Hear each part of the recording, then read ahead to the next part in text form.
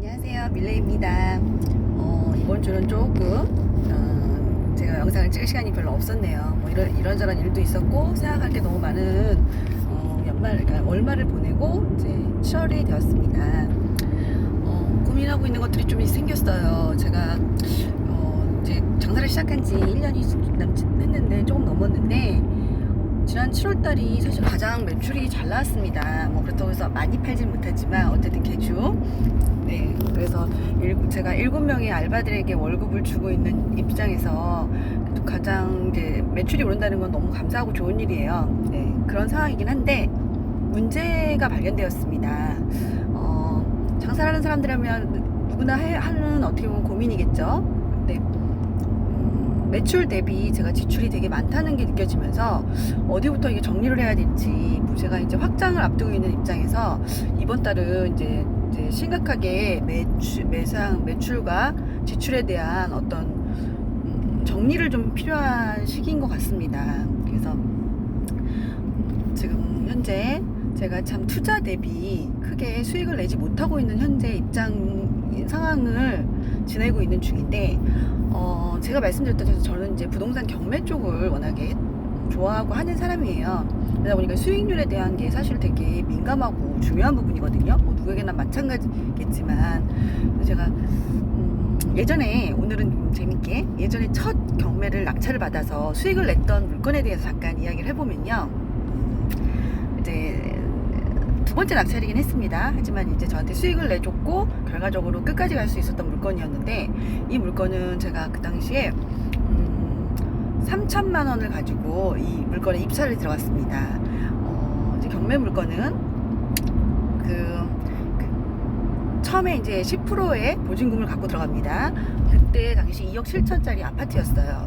요게 이제 10% 유찰이 1회 유찰이 됨으로 인해서 30% 정도 빠져서 약 2억 정도의 이제 유찰 1회 유찰가가 형성이 되어 있을 때 제가 이제 입찰이 들어갔습니다. 근데 그 물건이 결과적으로 봤을 때는 이제 내용도 되게 길지만 간단하게 말씀드리면, 제가 수익을 어떻게 내었냐면, 제가 2억 정도의 낙찰을 받았고, 그리고 이 물건은 2억 7천의 감정가를 갖고 있는 물건인데 2억에 제가 낙찰을 받고 결과적으로 2년 정도 보유했다가 3년이네요. 3년 월세를 받고 3년 동안 보유했다가 2억 7천 시세대로 매도를 하게 된 물건입니다. 결과적으로는 낙찰받은 가 대비했을 때 7천이 넘게 수익을 받고요. 그리고 그 3년간 제가 110만 원의 월세 수익이 있었거든요. 근데 물론 여기에 대출이 끼어 있었기 때문에 매달 한 50 정도의 수익을 냈습니다. 그것이 3년을 갖고 있었기 때문에 거의 제가 1억에 가까운 그 시세 차익과 월세 수익을 냈던 물건입니다. 이 이야기를 하는 이유는, 제가 지금 이 가게를 시작했는데 사실 이 가게가 큰 돈이 들진 않았습니다. 뭐 누구한테는 크고 누구한테는 작을 수 있는 돈인데, 저는 이 가게를 하면서 약 5천만 원 정도가 들어갔습니다. 가게는 이제 대로변에 있는 가게인데 아주 좋은 위치도 아니고 이렇게 나쁘다고 말할 수도 없는 애매한 위치에 있는 상가예요. 여기에 이제 권리금과 보증금 그리고 6천 정도 들어갔겠네요. 6천 정도가 들어갔는데, 아직까지 지금 1년이 지난 이 시점에 물론 이 가게를 권리금을 조금 더 주고 인수하고 싶다는 분이 얼마 전에 나타났지만, 제가 팔지 않았기 때문에 현재 시점으로 봤을 때는 수익이 거의 얼마 없습니다. 제 노동력이 또 들어갔기 때문에 더더욱. 그래서 이런 걸 보면서 내가 진짜 경매하고 장사하는 여자이긴 하지만 과연 이 장사를 어떻게 끌고 나가야 되는지에 대한 되게 깊은 고민을 하고 있습니다. 이 부분이 뭐 혹시나 이 영상을 보시는 분들에게 장사를 하지 마세요, 이런 류의 이야기는 아닙니다. 어떻게 하면 이걸 정말 수익률을 이끌어낼 수 있을지. 물론 예전 제가 좀 전에 말씀드렸던 그런 물건 같은 경우는 제 자본금 3천 정도에다가 나머지는 대출로 다 했습니다. 근데 그거에 대해서는 뭐 나중에 혹시 궁금하시거나 또 제가 이야기할 어떤 상황이 되면 이야기하겠지만, 말하자면 어떻게 보면 그 지렛대 효과를 저는 되게 많이 이용을 해서 좀 어떻게 위험하다고 볼 수 있는 분들도 있겠죠. 말하자면 저는 10% 갖고 저는 그 물건에 입찰을 했고, 그리고 그 물건을 가지고 수익을 냈습니다. 그게 가능했습니다. 지금은 10%는 조금 무리가 있습니다. 물론 20% 30% 정도는 내 보유 자산이 있는 게 맞다고 저도 지금은 판단을 합니다. 근데 그때는 제가 첫 물건이지만 그렇게 과감하게 할 수 있었던 건, 부동산은 솔직히 확실한 물건이에요. 뭐 예를 들어서 집값이 좀 떨어진다 한들 제 수익의 차이가 조금 떨어지는 것 뿐이지, 이게 수익이 안 나거나 손해를 볼 수 없는 조건인 것이 부동산 쪽에서도 특히나 경매입니다.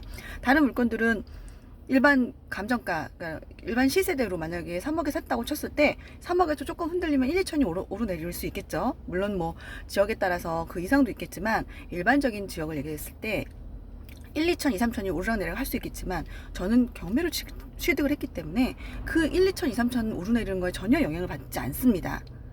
그런 부분들 때문에 경매를 선호하는 거고요.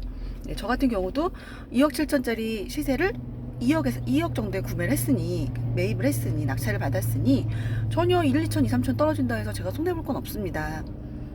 그런 부분들을 생각해 보면 참 경매라는 거는 정말 메리트 있고 괜찮은 부동산 투자법이죠. 그거에 비해서 사실 장사는 저는 지금 별로 그렇게 잘하고 있는 장사는 아니죠, 현재. 이제 잘하는 장사가 되기 위해서 이제 한 발 한 발 내딛고 있는 장사예요. 사실 제가 지난번 영상에서도 말씀드렸던 뭐 단꿈님 같으신 분, 이제 닉네임을 말씀드릴게요.